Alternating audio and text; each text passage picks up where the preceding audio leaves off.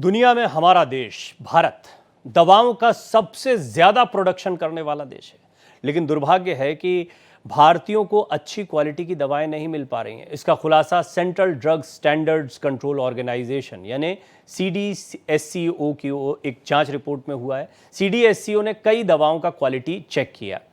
इस टेस्ट में 50 से ज्यादा दवाएं फेल हो गई हैं, यानी ये दवाएं तय मानकों के अनुरूप नहीं बनाई गई थीं। सबसे ज्यादा चिंता वाली बात यह है कि जिन दवाओं के सैंपल फेल हुए हैं उनमें हाई ब्लड प्रेशर, डायबिटीज और वायरल इन्फेक्शन की भी कई दवाएं शामिल हैं। ये वो सेगमेंट होता है बीमारियों का जिसमें सबसे ज़्यादा दवाओं का इस्तेमाल होता है। आजकल लाइफस्टाइल डिजीज़, ख़ासतौर पर डायबिटीज़ और हाई ब्लड प्रेशर, इसकी दवाओं का सबसे ज़्यादा इस्तेमाल होता है। CDSCO ने इन दवाओं को लेकर नॉट ऑफ स्टैंडर्ड क्वालिटी यानी NSQ अलर्ट जारी किया है। आपको बता दें कि केंद्र सरकार ने इसी साल अगस्त में 156 फिक्स डोज कॉम्बिनेशन दवाओं पर प्रतिबंध लगाया था और अब ये रिपोर्ट हैरत में डाल रही है। इंसानों की जान के साथ दवा कंपनियां किस तरह का खिलवाड़ कर रही हैं या क्या खिलवाड़ किया जा रहा है, ये भी एक सवाल है। इस पर चर्चा करेंगे अपने मेहमानों के साथ, लेकिन उससे पहले ये रिपोर्ट।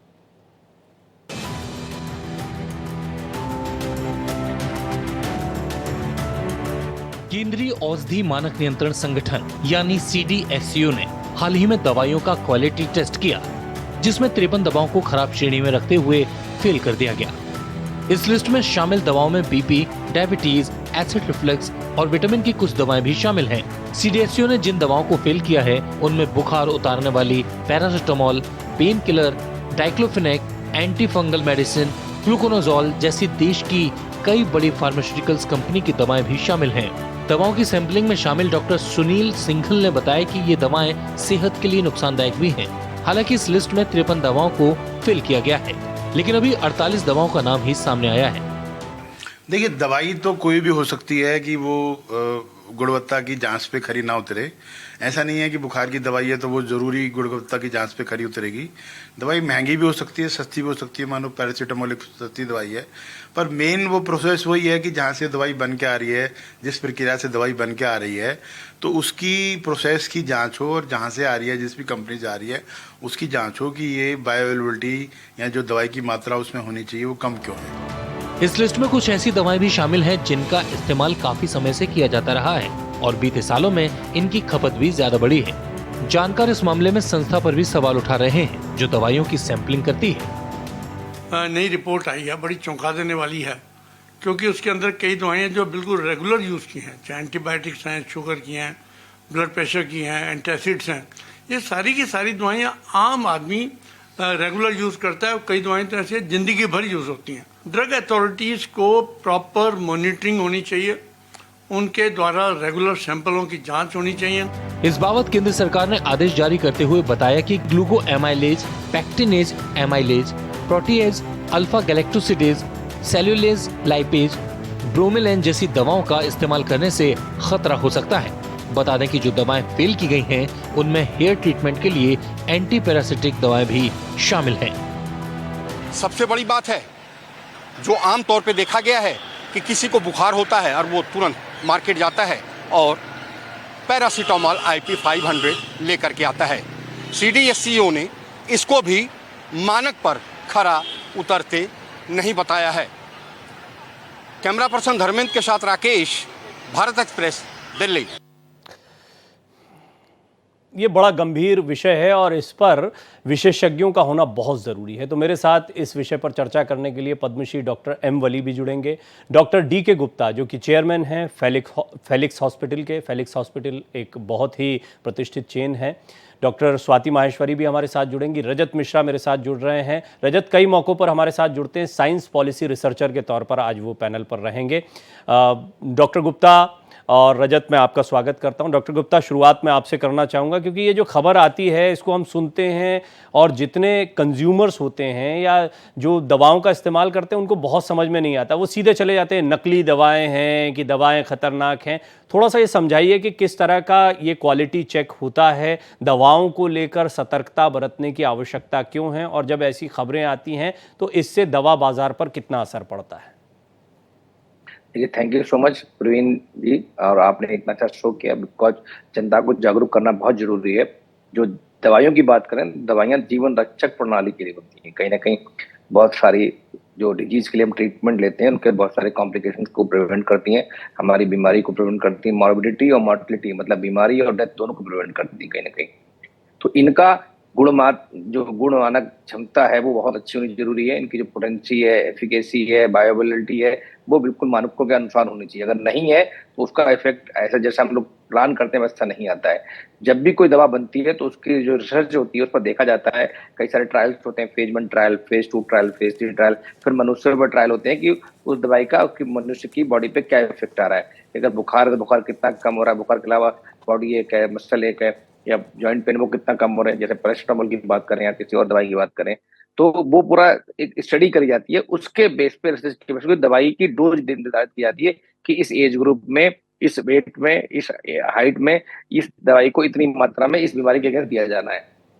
तो अगर उनकी पोटेंसी खराब हो गई, अगर एफिकेसी कम हो गई, अगर उनकी वायबिलिटी कम हो गई, तो डेफिनेटली जो एक्चुअली जो हमारा गोल है, जो हमारा उद्देश्य है मरीज के लिए बीमारी को ठीक करने का, वो कहीं ना कहीं खत्म हो जाता है। उसका जो ध्येय है वो बिल्कुल निराधार हो जाता है। तो इसलिए ये बहुत इंपॉर्टेंट बात इसमें बात करें। जैसे मान लीजिए बुखार की बात करते हैं, अगर पैरासीटामोल की डोज किसी को 650 देनी है, किसी को 500 देनी है, किसी को 250 देनी है, मान लीजिए 650 देने के बाद भी अगर बुखार नहीं उतर रहा है तो उसके कॉम्प्लिकेशंस क्या होते हैं कि हो सकता है फेब्राइल सीजर बढ़ जाए बच्चे में, या बड़ों में दौरा पड़ जाए, दिमाग में बुखार चढ़ जाए, कॉम्प्लिकेशंस बुखार की वजह से और हो जाए। तो कहीं ना कहीं ये डायरेक्टली आपके वाइटल ऑर्गन से जुड़ी हुई है।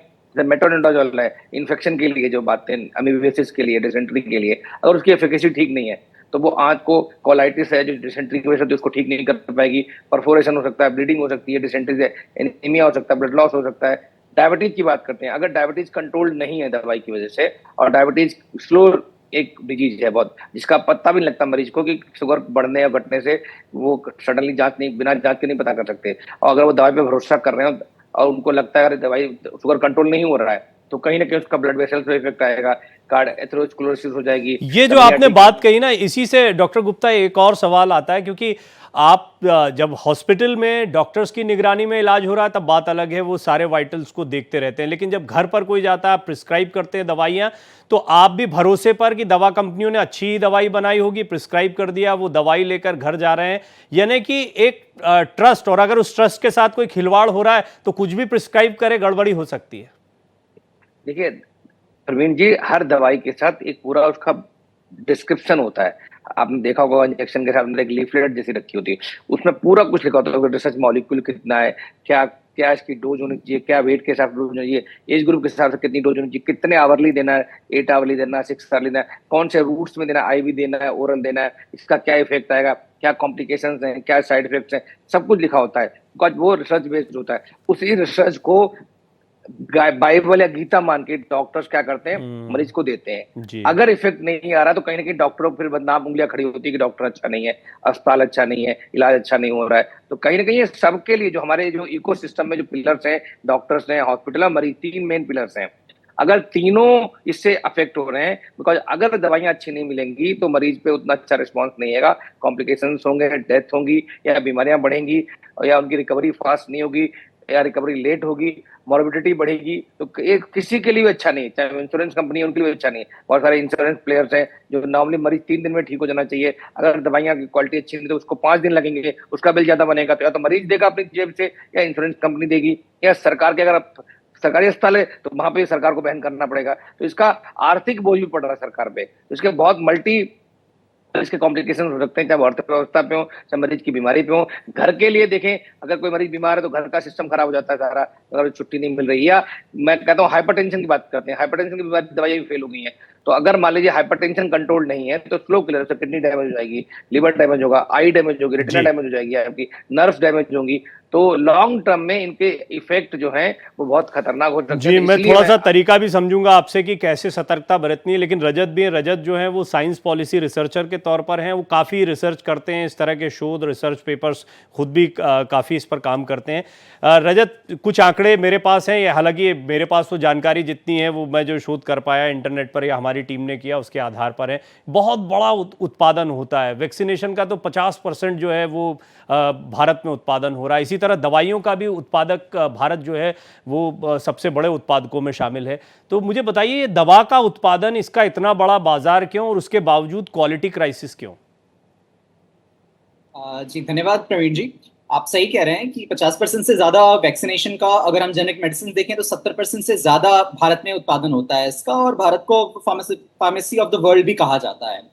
इसका फार्मेसी का यहाँ पर विकास होने के पीछे 70 और 80 के दशक की कुछ पॉलिसीज और उस समय के इंडस्ट्रीज का योगदान है, जिन्होंने इन चीजों को सपोर्ट किया, प्रमोट किया, और बाद में जैसे जैसे गवर्नमेंट ने छूट देनी शुरू की जेनेरिक मेडिसिन के लिए, ताकि जो पेटेंटेड दवाइयां होती हैं उनको भी, और इसमें सुप्रीम कोर्ट वगैरह ने भी उनके फेवर में रूलिंग दी थी, मल्टीपल रूलिंग्स ये बताती हैं। तो इन सब रीजंस को अगर हम साथ में लें, साथ ही साथ मार्केट बहुत बड़ा है, चूंकि पॉपुलेशन बहुत ज्यादा है, उनकी रिक्वायरमेंट ज्यादा है, इन सारे कॉम्बिनेशन के कारण ये फार्मेसी ऑफ द वर्ल्ड के फॉर्म में बढ़ता चला। बट प्रॉब्लम जो आनी शुरू हुई वो क्वालिटी कंट्रोल में। आप याद कीजिए, भारत की ही कुछ दवाइयां थी जो अफ्रीका और बाकी कुछ और ऐसे देशों में गई जहां यहाँ के कफ सिरप से बच्चों की मौतें हुई थी, और उसके बाद और भी बहुत ज्यादा रिस्ट्रिक्शन लगने लगे, भारत के बहुत सारे प्रोडक्ट्स को बैन किया गया इन कंट्रीज में। इस तरह की समस्याएं हमने पहले भी देखी। नॉर्मली प्रॉब्लम क्या होता है, ये एक प्रोसेस का सिस्टम है, आप उस समय क्वालिटी कंट्रोल नहीं रखते हैं, या जो इसमें एपीआईज यानी कि एक्टिव फार्मास्यूटिकल इंग्रेडिएंट्स का जो इस्तेमाल किया जाता है वो या तो प्रॉपर क्वालिटी के नहीं होते, या इनको जो प्रॉपर प्रोपोर्शन में इस्तेमाल नहीं किया जाता। इस तरह की प्रॉब्लम्स आती हैं। कई बार आप जो प्रोसेस यूज कर रहे हैं उसमें कुछ ढिलाई दे दी जाती है, वहां पर प्रॉपर स्टैंडर्ड फॉलो नहीं किए जाते हैं। फिर इंटरनल क्वालिटी कंट्रोल के साथ साथ जब आप आगे भेज रहे हैं, देखिए इंटरेस्टिंग चीज है, आप ये देखेंगे इसमें बड़ी बड़ी कंपनीज के नाम है जो इसी में हुआ है, सन फार्मा, ग्लेनमार्क, एल्केम हेल्थ वगैरह, ये बड़ी कंपनीज हैं, और इनके भी जब प्रोडक्ट्स लोअर क्वालिटी के आ रहे हैं तो इनका सभी का एक यूनानिमस क्लेम है कि हमने ये प्रोड्यूस नहीं किया है, हमारे ब्रांड के नाम से कोई और प्रोड्यूस कर रहा है। इसका मतलब ये है कि इस तरह की फर्जी जो दवाइयां होती हैं, यानी जो दूसरे ब्रांड नेम के हिसाब से चलती हैं, वो भी बहुत ज्यादा भारत में देखने को मिल रही है। ये समस्याएं बहुत ज्यादा बढ़ाती हैं। जैसे डॉक्टर साहब बता रहे थे कि अगर आप इस पर्टिकुलर तरह की दवाइयां नहीं लेंगे या जो स्टैंडर्ड है वो नहीं लेंगे तो क्या क्या समस्याएं हो सकती हैं। अब बस आप उसमें इमेजिन कीजिए कि अगर कोई खराब क्वालिटी का ही प्रोडक्ट मिल जा रहा है या कोई और ब्रांड नेम के बेसिस पर उससे बेच रहा है, यानी कि वो नकली दवाइयां, जैसे अभी हमने घी का केस देखा था, इस तरह की सिचुएशन अगर आप इमेजिन करेंगे तो ये हेल्थ के लिए बहुत नुकसानदायक है। बट प्रॉब्लम ये है कि इसमें जो कंपनीज हैं उनको भी अपनी रिस्पॉन्सिबिलिटी लेने की जरूरत है। हमने इंटरनल टेस्टिंग की बात की, क्वालिटी कंट्रोल की, लेकिन आप ये सोचिए कि इनके मेडिकल रिप्रेजेंटेटिव हर एक मेडिकल शॉप में, हर एक डॉक्टर, हर एक क्लिनिक के पास जाते हैं और उनको ये दवाइयां बेचते हैं। लेकिन क्या ये काम अपनी ही दवाइयों के इन बैचेस को या फिर उसके रेगुलर चेकिंग के लिए करते हैं? भाई आप 30 दिन दवाइयां बेच रहे हैं, एक दिन सिर्फ उस एमआर के लिए ये भी रख लीजिए कि वो जाके क्वालिटी टेस्टिंग कर ले, या एटलीस्ट वो चेक तो कर ले कि आपके ब्रांड के नाम से जो दवाइयां बेची जा रही हैं वो वही दवाइयां हैं या नहीं जो आपने प्रोड्यूस की। कोई और तो ये फर्जीवाड़ा नहीं कर रहा है। मैं आपको एग्जांपल देता हूं, जैसे ई वेस्ट का सिस्टम है, उसके लिए गवर्नमेंट ने एक्सटेंडेड प्रोड्यूसर्स रिस्पॉन्सिबिलिटी बनाई है। मतलब जो भी लैपटॉप या मोबाइल वगैरह जाएगा, इसके लिए जो मैन्युफैक्चरर है, जो इनिशियल प्रोड्यूसर्स हैं, उनकी रिस्पॉन्सिबिलिटी होगी कि इस वेस्ट का निवारण कैसे किया जाएगा। इसी तरह से इन फार्मास्यूटिकल प्रोड्यूसर्स की भी रिस्पॉन्सिबिलिटी होनी चाहिए कि वो जो दवाइयां हैं, चाहे वो गलत ब्रांड के हिसाब से जा रही हैं, गलत इंग्रेडिएंट के हिसाब से जा रही हैं, लोअर क्वालिटी के हिसाब से जा रही हैं, उनकी रिस्पॉन्सिबिलिटी भी इन कंपनीज पर आनी चाहिए। ये एक इंपॉर्टेंट फैक्टर है। जी, पद्मश्री डॉक्टर अजय कुमार सोनकर भी मेरे साथ जुड़ गए हैं, और वो खुद एक जाने माने वैज्ञानिक हैं। तो देखिए डॉक्टर सोनकर, हम लोग खाने की बात कर चुके, हम लोग प्लास्टिक की बात कर चुके, हम हवा पानी की बात कर चुके, खेती किसानी की बात, अभी तो दवाओं का भी मामला है। जो जीवन रक्षक हैं उनके इंग्रेडिएंट्स को लेकर भी सवाल खड़े हो रहे हैं, उनकी गुणवत्ता को लेकर भी सवाल खड़े हो रहे हैं। थोड़ा दवाओं पर प्रकाश डालें। दुनिया का सबसे बड़ा उत्पादक दवाओं का भारत, और वहां पर दवाइयों की गुणवत्ता पर प्रश्न चिन्ह। ये बहुत ही सीरियस मैटर है। ये एक सरासर एडल्ट्री का मैटर है। एक्चुअली मैं जो समझता हूँ, दवाओं के दो पैरामीटर्स होते हैं। एक तो इंग्रेडिएंट, कि क्या इंग्रेडिएंट यूज़ होना चाहिए और वो सब स्टैंडर्ड के हैं या नहीं हुए हैं वो। दूसरे उसके डोजेस बड़े एक्यूरेट होने चाहिए।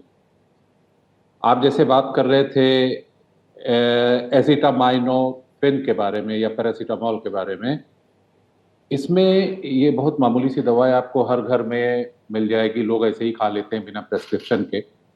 तो आप समझिए कि एडल्ट में 4 ग्राम जो है पर डे से ज़्यादा अगर डोज दी जाती है तो टॉक्सिसिटी हो जाती है। तो अब जो है वो दवा जो रखी हुई है उसे क्या पता कि वो जो उसमें ज़्यादा है कि कम है, क्योंकि मैंने एक केस देखा था, उस समय मेरे समझ में नहीं आया कि हुआ क्या। एक बंदा जो ऑलरेडी पैरासीटामोल बहुत समय यूज़ किया था, एक बार पैरासीटामोल से उसको रिएक्शन हो गया, उसका मेडिसिन से उसको प्रॉब्लम हो गई, उसको स्टीवन जेनसन सिंड्रोम हो गया। तो मैं सरप्राइज था कि हुआ कैसे। तो बाद में बहुत सोचने और एग्जामिन करने के बाद ये पता चला कि जो मेडिसिन थी वो भले ही 625 मिलीग्राम लिखी हुई थी, लेकिन उसमें एडल्ट्री थी, उसमें कंसंट्रेशन बहुत ज़्यादा थी, तो वो एक्स्ट्रा डोजेस ले रहा था। वो पर डे का फिक्स था 4 ग्राम पर डे, लेकिन वो कहीं ज़्यादा उसके बॉडी में जा रही थी। देखिए ये मैटर क्या है कि हमारी जो लाइफस्टाइल है उसमें जो ग्रीड है उसने हमारे सारे मानवीय ताने बाने को बिगाड़ दिया है। आज हम ऐसी लाइफस्टाइल में जी रहे हैं कि दवा हमारे जैसे नाश्ता और भोजन की तरीके से जीवन का एक हिस्सा बन गई है, और चूंकि उससे बिजनेस बढ़ गया तो उसके वजह से ये बहुत से लोग आ गए उसमें बिजनेस करने के लिए, जो टेक्निकल लोग नहीं हैं। और कहीं पर ये कमजोरी है कि इनके ऊपर रेस्ट्रिक्शंस नहीं है। अभी अचानक से रैंडमली ये सारी चीजें आ गई, नहीं ऐसा तो है नहीं कि आज हुआ है। जैसे आपके एक्सपर्ट्स, मैं लास्ट जैसे ही ज्वाइन किया तो सुन रहा था कि ये बहुत बार पहले भी हो चुका है, लेकिन कभी कोई ऐसे स्टेप शायद नहीं लिए जा सके जिसकी वजह से इन सब चीजों को बहुत ही गंभीरता से देखा जा सके, कोई मॉनिटरिंग बॉडी हो कि सारे पैरामीटर्स इस दवाओं को बनाने में फॉलो हो रहे हैं या नहीं। जी, ये बहुत इंपॉर्टेंट है। एक तो हमारी लाइफ स्टाइल ऐसी है हो गई है कि आप देखेंगे कि यंग लोग जो है करीब 30 के आसपास पहुंच गए तो उनको कोई इश्यूज हो गए, अब वो दवा खा रहे हैं। और दवा का सबसे बुरा असर जो मैं देखता हूं ये है, ये तो बहुत बड़ा इशू है ये जो आप बात कर रहे हैं, लेकिन हम दवा जब लगातार खाते जाते हैं हमारा इम्यून जो है वो कमज़ोर होता जाता है, और यह जो उससे रोग प्रतिरोधक क्षमता है उस बीमारी से लड़ने की, एक आपने इम्पॉर्टेंट पॉइंट रखा है अभी कि कम उम्र में आजकल हम देख रहे हैं, जैसा मैंने शुरुआत में भी कहा, डायबिटीज़, हाई बीपी ये इतना कॉमन हो गया, लाइफस्टाइल डिजीज कहते हैं, और 30-35 के बाद में हम देख रहे हैं आमतौर पर कई लोगों की दवाइयां शुरू भी हो जा रही हैं। डॉक्टर गुप्ता, जहां डॉक्टर सोनकर ने बात को छोड़ा, मैं चाहूंगा उसको थोड़ा सा आप आगे बढ़ाएं कि आजकल छोटी उम्र में एक तो दवाइयां, और खासतौर पर ये लाइफस्टाइल वाली जिसको हम देखते हैं रेगुलर, कि अब तो ये रोज लेना है, अब तो ये तुम्हारी जिंदगी का हिस्सा हो गया टाइप्स बातें आती हैं, और ये अभी इस दौर में बढ़ी है। उसके लिए हमारी लाइफस्टाइल, खान पान, आबो हवा, ये सारी चीज़ें जिम्मेदार है, इस पर भी हम बात करते रहे हैं। और दूसरा, कंज्यूमर के तौर पर, यानी कंजम्पशन के तौर पर, हम उत्पादक तो बड़े हैं, क्या कंज्यूमर भी सबसे बड़े दवाओं के हम ही दिखाई पड़ते हैं? देखिए डॉक्टर प्रवीण, आपने बड़ा अच्छा मुद्दा उठाया है। अगर हम बात करते हैं भारत की जनसंख्या की, तो रफली एक समय 140 करोड़ से ज्यादा लोग रहते हैं इंडिया में। और जो हम बात करते थे एवरेज लाइफ, जो बात करते थे आज से जो जिस समय आजाद हुआ था देश, लगभग 50-60-70 साल पहले, 75 साल पहले, तब रफली 49 ईयर्स होती थी। करंटली ये 73 ईयर्स हो गई है। तो जो एजिंग थी वो बढ़ गई है, मतलब जो एवरेज लाइफ एक्सपेक्टेंसी जिसको बोलते हैं वो 49 से 73 ईयर्स हो गई, रफली डबल, और बढ़ ही रही है धीरे धीरे।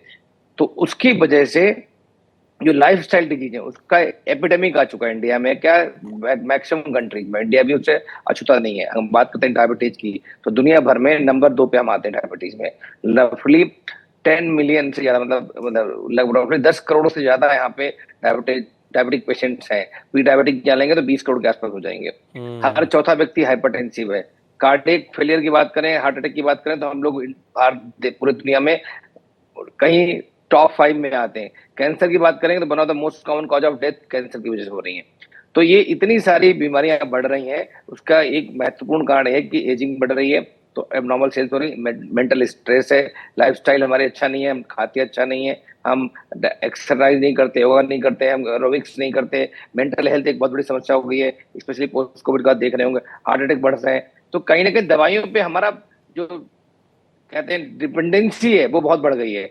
अगर दवाइयां अच्छी नहीं होंगी, सारा जो सिस्टम है वो कहीं ना कहीं बिगड़ जाएगा। और ऐसा ही हो रहा है, अगर आपकी दवाइयां खासकर जैसे बात करें, हम सब में अभी करें विटामिन डी डिफिशिएंसी होगी, विटामिन B12 डिफिशिएंसी होगी, कहीं ना कहीं हर व्यक्ति मल्टीविटामिन ले रहा होता है, और आप अगर 100 लोगों का टेस्ट करेंगे तो 80 लोगों का विटामिन डी या विटामिन B12 कम मिलेगा। तो अगर आप सप्लीमेंट भी ले रहे हैं और तब भी वो चीजें पूरी नहीं हो रही हैं, तो फिर आपको फटीग रहेगा, थकावट रहेगी, वीकनेस रहेगी, फोकस अच्छा नहीं होगा, मसल पेन रहेगा, बॉडी एक रहेगा, और बहुत सारे सिम्टम जो डिफिशिएंसी के होते हैं।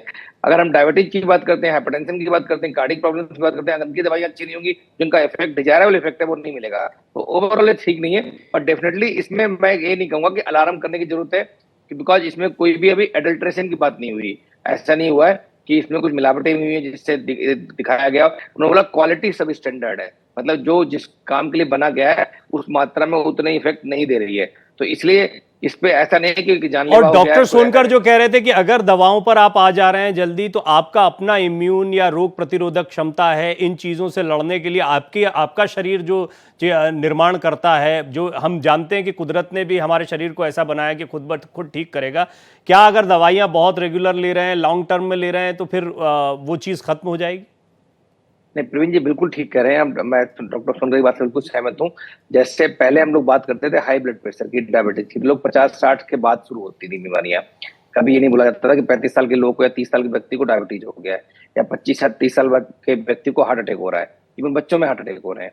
तो ये कैंसर जो है इतना कॉमन है मिडिल एज ग्रुप में, स्मॉल एज ग्रुप में। तो ये नॉर्मली बीमारियां हम बोलते थे हम लोग की वृद्धावस्था की बीमारियां होती थी, बट बिकॉज जो एपिडेमिक बढ़ रहा है, जो इस तरह का वातावरण, जितना प्रदूषण बढ़ गया है, जितने सारे लाइफस्टाइल चेंजेस आ गए हैं हमारी बॉडी के अंदर, तो कहीं ना कहीं इम्यूनिटी हमारी कम हो गई है, डेफिनेटली बीमारियां बढ़ गई हैं और दवाइयों पर डिपेंडेंसी बढ़ गई है।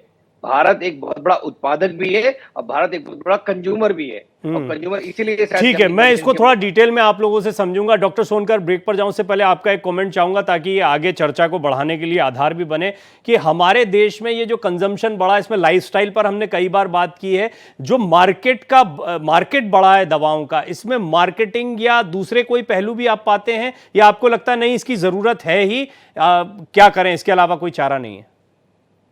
देखिए, life style is a major issue. और देखिए, मैं आपको बताऊं, जहां तक लाइफ एक्सपेक्टेंसी की बात है, तो लाइफ एक्सपेक्टेंसी एक बात है और आपकी लाइफ कैसी है वो दूसरी बात है। भले ही आप 70 साल जी रहे हों, अगर आप गूगल करें लाइफ एक्सपेक्टेंसी ऑफ डॉक्टर, तो आपको नॉर्मल आदमी से 10 साल कम उम्र उसमें बताता है कि 10 साल कम जीता है एक डॉक्टर ही जो दवा देता है।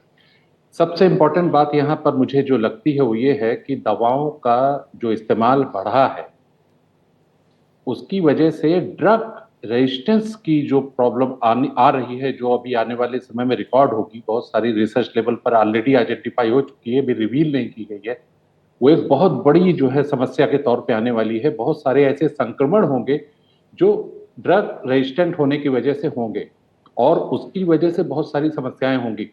अब आप समझिए कि छोटे छोटे बच्चों, दवाएं कितनी कॉमन हो गई, कितनी पॉपुलर हो गई कि हर घर में आपको मेडिसिन मिलेगा और हर घर में एक तो प्रिस्क्राइब करने वाला बैठा है, वो एडवाइस करने वाला, ये दवा खा लो, ये दवा खा लो। तो ये एक बहुत इंपॉर्टेंट बात है, हमें ऐसे लाइफस्टाइल की बात करनी चाहिए जिसमें मेडिसिन की जगह ना हो। मेडिसिन आप लेंगे, बॉडी रेजिस्टेंट होगी धीरे धीरे। और दूसरी चीज, जितनी मल्टीविटामिन्स हैं, ये सारी चीजें आपकी बॉडी को खुद बहुत सारी विटामिन्स और माइक्रोन्यूट्रिएंट्स को सिंथेसाइज करने के लायक नहीं छोड़ती, क्योंकि आप उनको बाहर से सपोर्ट दे रहे होते हैं, बॉडी खुद उसको प्रोड्यूस नहीं करती, फिर आपकी डिपेंडेंसी हो जाती है। मैंने ऐसे बहुत सारे लोगों को देखा है जो लगातार जो है इस तरह के फूड सप्लीमेंट्स लेते हैं, लेकिन उनमें डिफिशियंसी बनी रहती है। लेकिन डॉक्टर सोनकर, आप थोड़ा अपनी बात को पूरा करें। आप एक उदाहरण भी दे रहे थे, इम्यूनिटी के बारे में हम बात कर रहे थे कि दवाएं लॉन्ग टर्म में क्या असर कर रही है हमारे ऊपर। देखिए, मैं जितना बॉडी को समझता हूँ, बॉडी में एक कुछ पैरामीटर्स फिक्स होते हैं। जैसे आप समझिए कि blood glucose is very very vital, सारा एनर्जी ब्लड ग्लूकोज से ही मिलती है। लेकिन जैसे ही वो 99 मिलीग्राम पर डेसीलीटर हुआ या, तो उसके बाद वो कट ऑफ लग जाता है, कैप लगा हुआ। तो अब देखा क्या गया है, जैसे कुछ विटामिन्स की कमी पाई गई शरीर में, तो लोग जो है सब्स्टिट्यूट लेना शुरू कर देते हैं। तो किसी भी विटामिन का जब सब्स्टिट्यूट आपने लिया, तो बॉडी में जब वो, पहली बात तो एकदम सिंथेसाइज्ड फॉर्म में आप ले रहे हैं उसको, तो बॉडी का जो आपकी बॉडी का मैकेनिज्म है उसको प्रोड्यूस करने वाला, उसको आपने स्किप कर दिया, पहली चीज। दूसरी चीज, मान लीजिए कोई विटामिन या माइक्रो न्यूट्रिएंट्स है जो उस लेवल से ऊपर चला गया, क्योंकि आपको तो पता नहीं, बॉडी में आपने जब रेगुलर लेना शुरू कर दिया तो वो ऊपर चला गया। तो जैसे ही उस लेवल से ऊपर जाता है, बॉडी में फॉरेन बॉडी रिएक्शन होता है। जो एक्स्ट्रा पोर्शन है, बॉडी उसको फॉरेन बॉडी समझती है, जिससे उसको एक टॉक्सिन की तरीके से डिटॉक्स करने के प्रोसेस से उसको शरीर से बाहर करती है।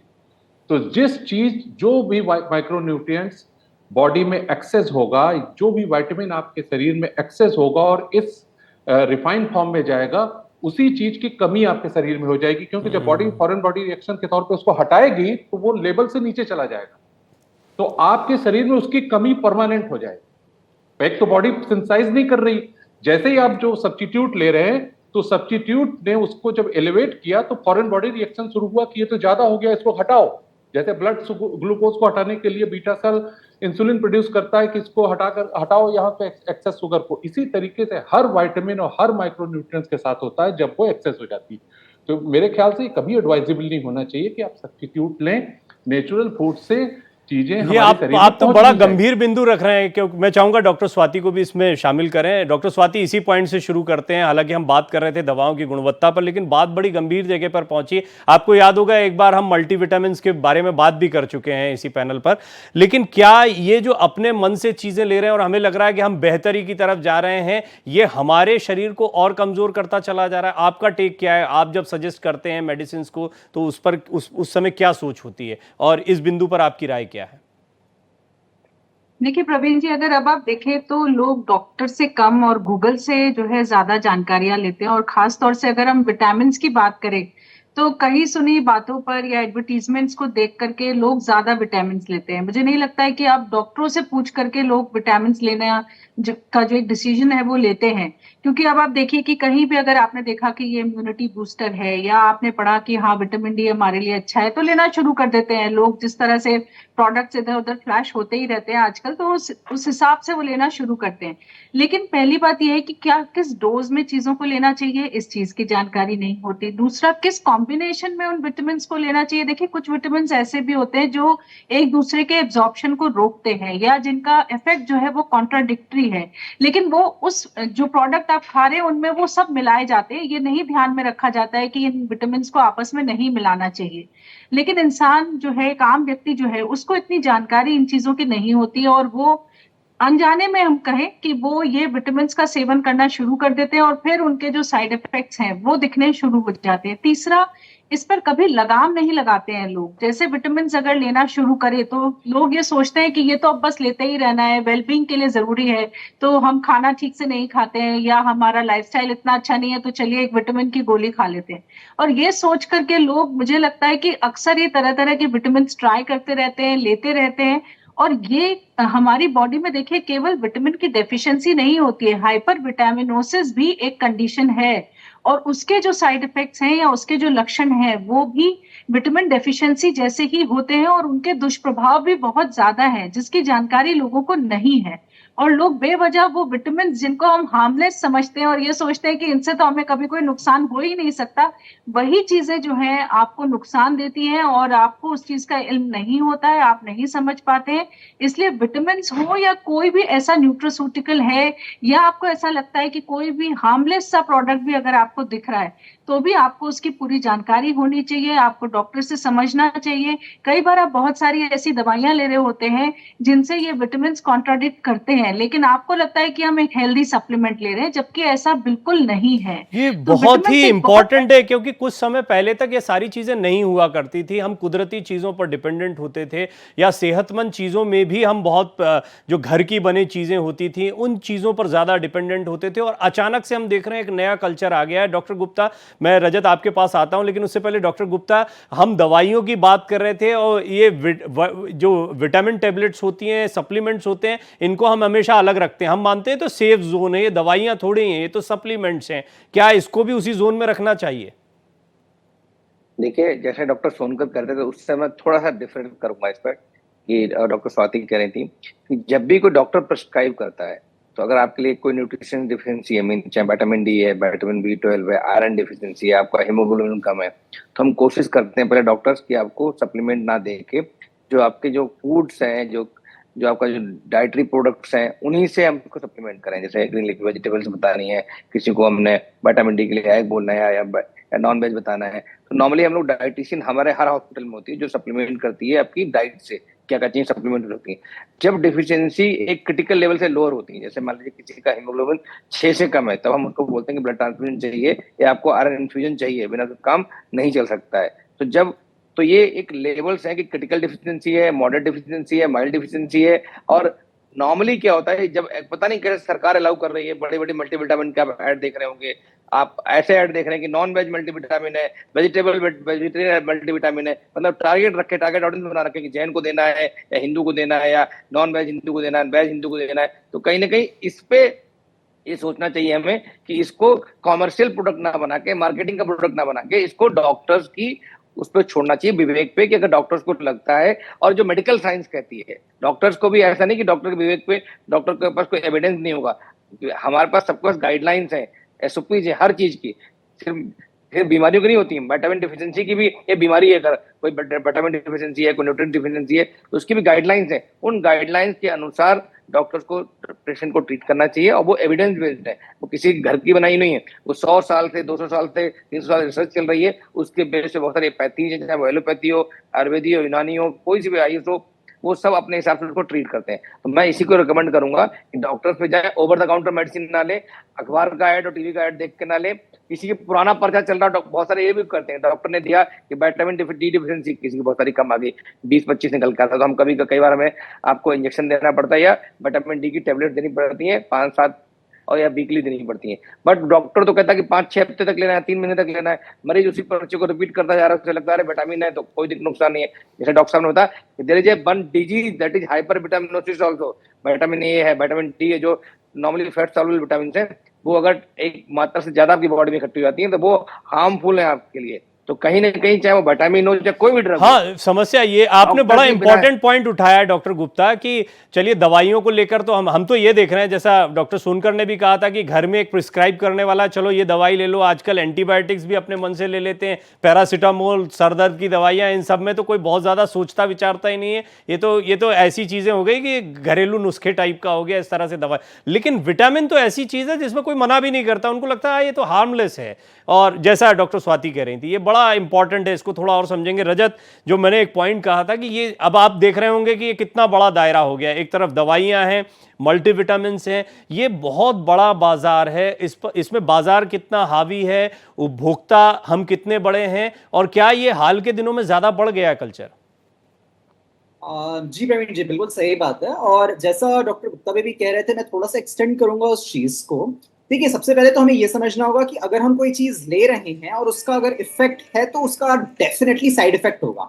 साइड इफेक्ट तभी नहीं होगा जब उसका कोई इफेक्ट नहीं होगा। तो हमें ये बात भी ध्यान रखनी चाहिए कि ये जो लिस्ट है जिसमें लोअर क्वालिटी की बात की गई है, इसमें 2 आयुर्वेदिक और हर्बल मेडिसिन भी। तो विटामिन के साथ साथ जो हम ये नोशन भी रखते हैं कि आयुर्वेदिक मेडिसिन का कोई साइड इफेक्ट नहीं होता, ये भी एक गलत नोशन है।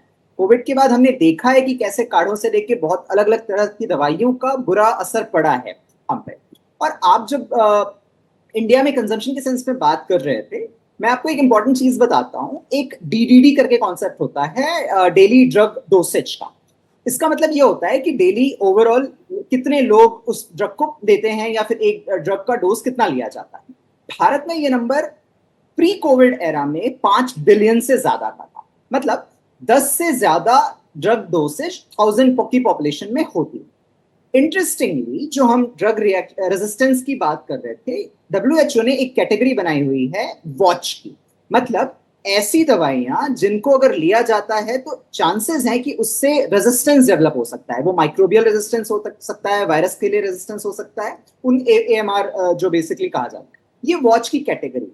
और इंडिया में जब हम इसको देखते हैं तो टोटल जितनी दवाइयां इस्तेमाल होती हैं उसमें 54.9% WHO की वॉच की कैटेगरी में आती है।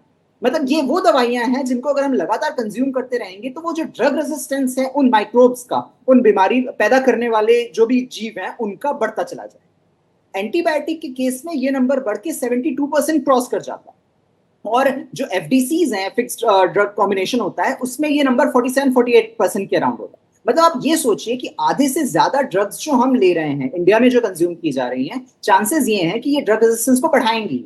ये टीबी के केस में हमने देखा है कि कैसे मल्टी ड्रग रेजिस्टेंस और एक्सट्रीमली ड्रग रेजिस्टेंस, जैसे MDR या XDR कहा जाता है, वो भी आती गई। और FDCs जो बीच में ग्रीड की बात सोनकर जी ने कही थी, ये कंपनीज की ग्रीड का भी असर है। इंटरेस्टिंगली जो FDCs पे बैन लगा लगभग 1 महीने पहले, इनमें भी यही चीज निकली कि आपने एक ड्रग का अप्रूवल लिया है, लेकिन जैसे बात हो रही थी कि मल्टीविटामिन की मार्केटिंग है बाकी की, अब आपने क्या किया, उसी एक ड्रग को 2-3 और के साथ जिनका अप्रूवल है लेकिन कॉम्बिनेशन का अप्रूवल नहीं है, क्योंकि कॉम्बिनेशन की टेस्टिंग नहीं है, आपने उनको बना लिया। और आप जब मार्केटिंग करेंगे तो आप ऐसा करेंगे कि एक दवाई से 3 काम हो जाएगा। इससे आपकी मैंने अभी शो के पहले जितनी भी बात की, ज्यादातर अरे ये तो बहुत बड़ा मार्केट है, अरे ये तो बहुत ताकतवर लोग हैं, इस तरह की बातें हुई। देखिए पॉलिसी डिसीजंस क्या होते हैं, ये बड़ा इशू है ये, लेकिन जो दर्शक हमको देख रहे हैं वो दर्शक क्या करें, इस पर मैं जरा आप लोगों के कमेंट्स लूंगा। डॉक्टर सोनकर, आप इस पर अपनी बात कहें। जो भी हमारे व्यूवर्स हैं इस समय हमें देख रहे हैं, मैं उनसे ये कहना चाहूंगा कि कोई भी मेडिसिन हो, पहली बात तो मेडिसिन और विटामिन इन सब चीजों में आप फर्क नहीं करें, सारी सेम चीजें हैं। जो भी मेडिसिन है वो आपको इमरजेंसी के लिए लेना चाहिए, जबकि इमरजेंसी है आपको, पहली चीज। और इमरजेंसी जब है आपको, तो आप उस चीज को नहीं समझ सकते कि आपको क्या इमरजेंसी है। वो एक क्वालिफाइड डॉक्टर ही समझ सकता है कि आपको क्या जरूरत है। जैसा कि डॉक्टर गुप्ता बोल रहे थे कि जब उनके पास कोई ऑप्शन नहीं रहता, कोई भी डॉक्टर अपनी खुशी से किसी को मेडिसिन नहीं देना चाहता। आपके पास प्रॉब्लम है, उसको उसे हैंडल करना है, आपको रिलीफ देना है, इसलिए उसे दवा लिखनी पड़ती है, उसको ट्रेनिंग है। लेकिन वो जब समझता है तो उस प्रॉब्लम को मिनिमाइज करने के लिए एक लिमिटेड टाइम के लिए हर दवाई दी जाती है। लॉन्ग टर्म के लिए कोई भी दवा नहीं होती, अगर होती है तो इसका मतलब कि बहुत ही सीवियर कंडीशन में है पेशेंट। तो हमें ये कहना चाहिए कि कोई भी मेडिसिन आप पहली बात तो अपने से ना लें। दूसरी बात क्या है कि आप ऐसी जिंदगी को अपनाने की कोशिश करें, अपनी लाइफ स्टाइल को, अपने माइंड सेट को इस तरीके से रखें कि कोशिश करें कि ये बहुत ही बुरा होगा अगर मुझे दवा खानी पड़े तो। ये शौकिया खाने वाली चीज नहीं है, और इसको अपने जीवन से, अब देखिए डॉक्टर्स, मैंने जो आपको बोला आप गूगल करके देखिएगा, डॉक्टर्स कितना स्ट्रेसफुल लाइफ, किस तरह की जिंदगी जीता होगा कि एक आम आदमी जिनको ट्रीट करते हैं उनसे उनकी 10 साल कम उम्र है, ये ऐसी स्टडीज में पाया गया है। वो कितने स्ट्रेसफुल लाइफ में रहते हैं जो पेशेंट को हैंडल करते हैं। तो डॉक्टर कभी भी किसी को मेडिसिन देता है तो अपनी बेस्ट ऑफ द नॉलेज और बेस्ट ऑफ ट्रेनिंग और एबिलिटी के साथ देता है, एक्सेप्शनल केसेस छोड़ दिए जाए तो। एक स्टैंडर्ड प्रैक्टिशनर कभी भी बहुत खुशी मेडिसिन नहीं देता और खामोखा मेडिसिन कभी नहीं देता। तो वो इमरजेंसी होती है और वो एक शॉर्ट टर्म के लिए होती है, और डॉक्टर इस चीज की कोशिश भी करता है। ऐसा मुझे लगता है कि उसकी बॉडी किसी भी चीज के लिए इम्यून न होने पाए, और वो बॉडी, जैसे विटामिन के केस में, बॉडी उसकी खुद प्रोड्यूस कर सके नेचुरल तरीके से, उसकी भी ये भी कोशिश होती है। इसीलिए बहुत शॉर्ट टर्म के लिए एक्यूट प्रॉब्लम को एड्रेस करने के लिए वो मेडिसिन या विटामिन को वो प्रेस्क्राइब करते हैं। तो किसी भी व्यक्ति को डॉक्टर पे भरोसा करके और अपने से कोई भी दवा लेना ही नहीं चाहिए। जो दवा पहले भी ले चुके हैं, डॉक्टर ने कहा था अगर सेम प्रॉब्लम आपको हो रही है, जैसे सर दर्द के अकेले 200 कारण हो सकते हैं। अब आपने सर दर्द हुआ, आपने दवा खा ली, हो सकता है पिछली बार आपको जिस वजह से सर दर्द हुआ हो इस समय कोई दूसरा रीजन हो, तो वो डॉक्टर ही समझ सकता है कि आपको इस बार किस चीज की दवा दी जानी चाहिए। तो इस वजह से बहुत सारी लिथैलिटी होती है, बहुत सीवियर कंडीशन हो सकती है। खैर ये तो है ही कि बिना डॉक्टर्स के प्रिस्क्रिप्शन के ना ले दवा, ये तो बार बार चेतावनी दी जाती है। लेकिन महत्वपूर्ण बात यह कि जो डॉक्टर सोनकर ने कही, मल्टीविटामिन दवाइयाँ इनको अलग अलग करके मत देखिए। ये सब के सब अगर आप रेगुलरली कंज्यूम कर रहे हैं, बिना प्रिस्क्रिप्शन के कर रहे हैं, बिना ज़रूरत के कर रहे हैं, तो ये फ़ायदा देने की जगह नुकसान दे देंगे। ऐसा नहीं है कि ये हार्मलेस हैं, ये बिल्कुल नुकसान है। डॉक्टर स्वाति, डॉक्टर सोनकर ने बड़ा इंटरेस्टिंग पॉइंट उठाया। आप खुद जब आपको जरूरत पड़ती है तो कितना दवाई को लेती हैं या अवॉइड करती हैं बीइंग अ डॉक्टर? देखिए प्रवीण जी, हम भी नॉलेज होने की वजह से बहुत सारा इंसाइट होता है हमें कि कौन सी दवाइयों के क्या साइड इफेक्ट्स हैं, कब लेना चाहिए कब नहीं। और देखिए बहुत सारी तकलीफें ऐसी भी होती हैं जो अपने आप ठीक भी हो जाती हैं, यानी कि 2-3 दिन उनमें लगता है या हमें मालूम होता है कि 2-3 दिन में ये ठीक हो जाएगा। जैसे कहते ही है कि दवा लो तो भी 7 दिन में ठीक होगे और नहीं लोगे तो भी 7 दिन में ठीक होगे। कोल्ड के लिए ऐसा बोला जाता है। तो बहुत सारी चीजें ऐसी हैं जिनमें हमें दवा लेने की जरूरत नहीं होती है या मिनिमल सपोर्ट से हमारा काम चल जाता है। तो वहां हमें क्योंकि ये जानकारी है तो हम उन चीजों का ध्यान रखते हैं और ना केवल हम अपने लिए उसको अप्लाई करते हैं, हम अपने पेशेंट्स पे भी वही रूल लगाते हैं। ऐसा नहीं है कि हम अपने लिए कोई फर्क रूल है और बाहर के लोगों के लिए कोई फर्क रूल है, ऐसा बिल्कुल भी नहीं है। देखिए दूसरी चीज जो हमें समझनी चाहिए प्रवीण जी, मुझे लगता है कि एक के साथ एक फ्री का जो हमारी मेंटालिटी है उसका जो है ड्रग कंपनियों ने बहुत ज्यादा भरपूर फायदा उठाया है, क्योंकि बहुत सारी मेडिसिन ऐसी परोसी जा रही है, ऐसी मार्केट में है जिनमें कई सारे कॉम्बिनेशंस बना करके उनको एक यूएसपी की तरह से बेचा जाता है कि देखिए इसमें तो इस दवा के साथ ये दवा भी ऐड कर दी, ये दवा भी ऐड कर दी तो आपको बहुत क्विक रिलीफ मिलेगा। लेकिन ऐसा नहीं है और इसीलिए सरकार ने ये कदम उठाया है कि बहुत सारी ऐसी दवाइयां हैं जिनमें जो कॉम्बिनेशन था ड्रग्स का उनका आपस में कोई रैशनल नहीं बनता और इसलिए जी। उन्हें बंद करना मैं पड़ा। ये एक बहुत ही इम्पोर्टेंट और बड़ा विषय है, मुझे लगता है कि कई विषयों की तरह इसको भी और डिटेल में चर्चा करनी होगी। लेकिन डॉक्टर गुप्ता मुझे ये एक बात बताएं, क्योंकि आप क्लोजिंग कमेंट की तरफ बढ़ रहे हैं, कि मार्केटिंग कितनी हावी, बीमारी, इलाज, दवाइयाँ, हॉस्पिटल जो भी है, इस पर मार्केटिंग कितनी हावी है?